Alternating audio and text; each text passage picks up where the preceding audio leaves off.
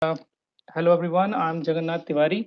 A professional into the field of the automotive cybersecurity, and I'm working since last 11 years in this field. So I'm also a certified information system security professional, and so this was a little bit about me. So now, when we have gone through and we have understood what is cybersecurity in general, and we have done a bit of a study about the motivation and what could be the possible, threats. Not exactly the threats, but majorly the motivation behind the attacks. Let's start specifically with understanding the cybersecurity in respect to the automotive.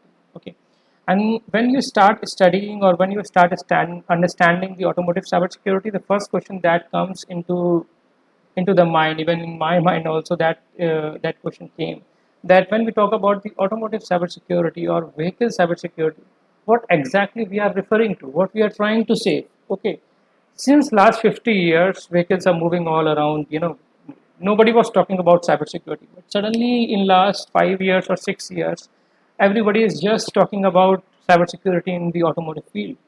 What is the reason why everybody has started talking about this? The reason is the world now is moving toward the more complex technologies like ADAS or your majorly Internet of Things. Okay, if you talk about the Internet of Things, everything will be connected. Okay, your mobile, your vehicle, your house, everything will be connected to each other, and there is a big data collection will be there, which is called a big data, and big data analysis will be performed over that data.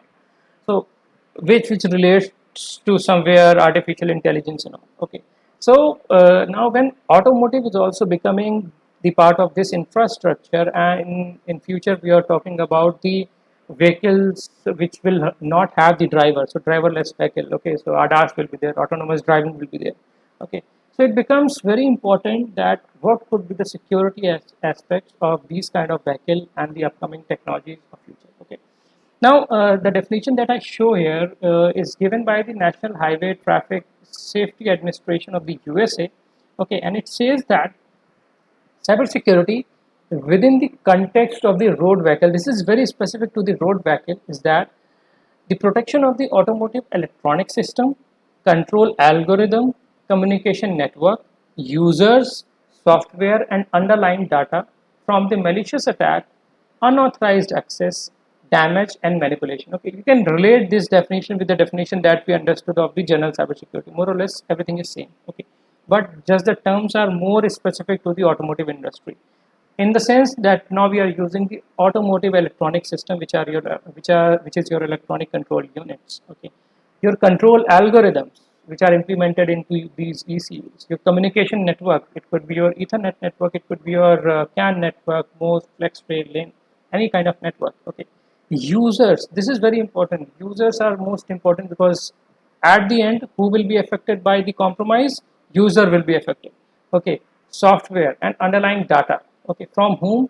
From the malicious attack, unauthorized access, damage, and manipulations. Okay, if you want to put it in more a simpler way and relate to the first definition, you can easily say that it is related to your confidentiality, integrity, availability, your authentication, and non-repudiation. Okay, this is just a specific terms. Okay, damage. What kind of damage? Damage to the data could lead to the loss of the integrity. Okay, manipulation also lead to the loss of integrity.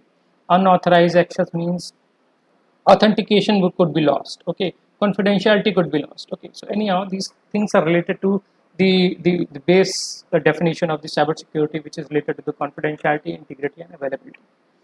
Okay, so the next question, the next big question that comes into the mind: why is automotive cybersecurity such a big deal? Okay, why? Okay, fine, things are moving toward the IoT and all. But why it is such a big deal? Why everyone is so afraid?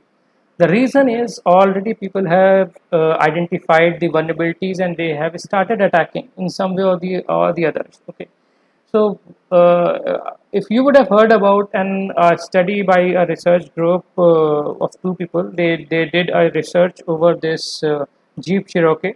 Okay, so they were able to literally manipulate the speed. They were able to apply the brakes, change the volume of the infotainment system. Okay, increase or decrease the volume. They were able to literally control the vehicle remotely from a far distance. Okay, just by using what? Just by using the cellular network.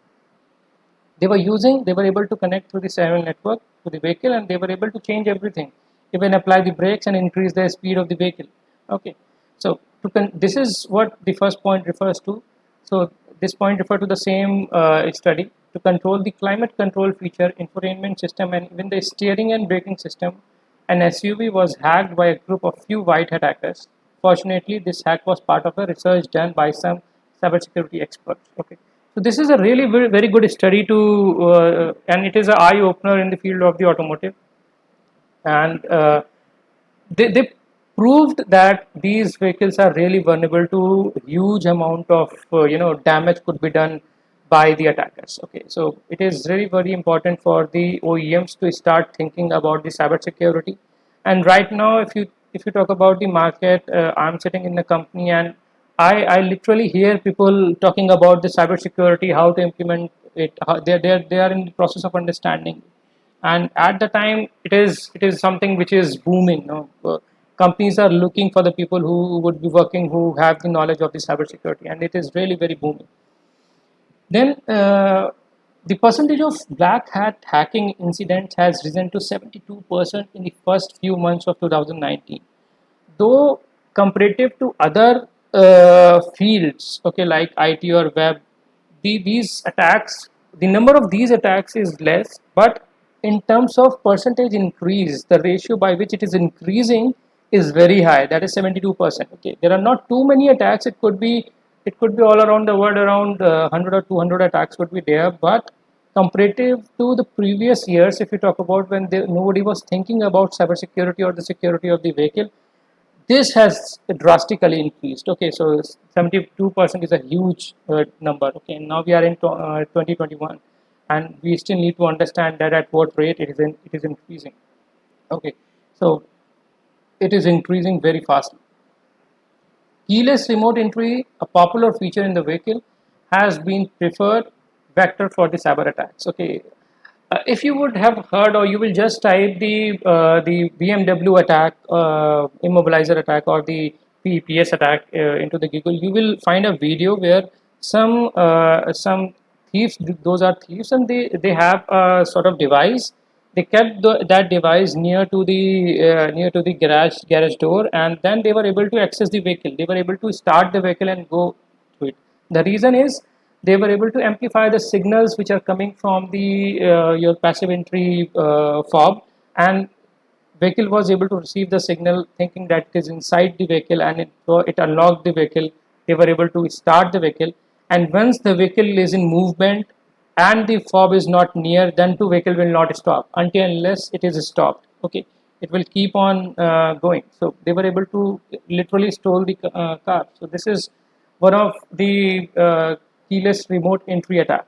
Okay, then a parking garage that was meant for employees belonging to the Canadian organization was ambushed by a ransomware that allowed free parking without verification of the access card. Okay, this attack was classic case of the attack on the back end system. Okay, now you can understand that you take a garage and you put your belongings there, but later on somebody hacks to that system and asks you that, okay, first give me some money, then only I will let you take your belongings. Okay, so this is kind of a ransomware attack. Okay, they are asking for the ransom. Okay, so now these kind of attacks are many in the field of your web, also in system.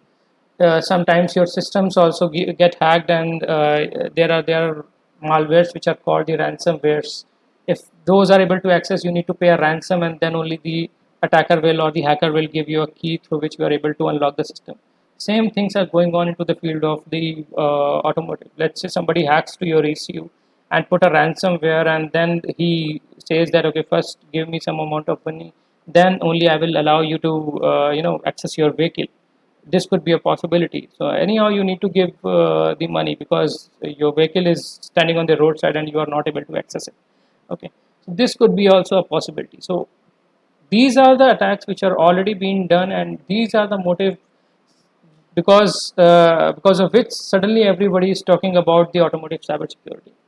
Okay, so in one such incident of the attack on an alarm system server, okay, the hacker were able to track down the vehicle, unlock the car doors, and even cut off the engine in some cases. Okay, tracking the vehicle is very general. You would have seen in the movies, and this is real life things that you can easily track a vehicle where it is moving using its GPS coordinates or using the Wi-Fi. There are many ways by which you can even track the vehicle, and sometime your movement where you are going, it could be a personal information, so it could be a leak of the PII. Okay, so there are many possibilities related to what an attacker could do, and this is why it is becoming a big deal to take care of the automotive cybersecurity.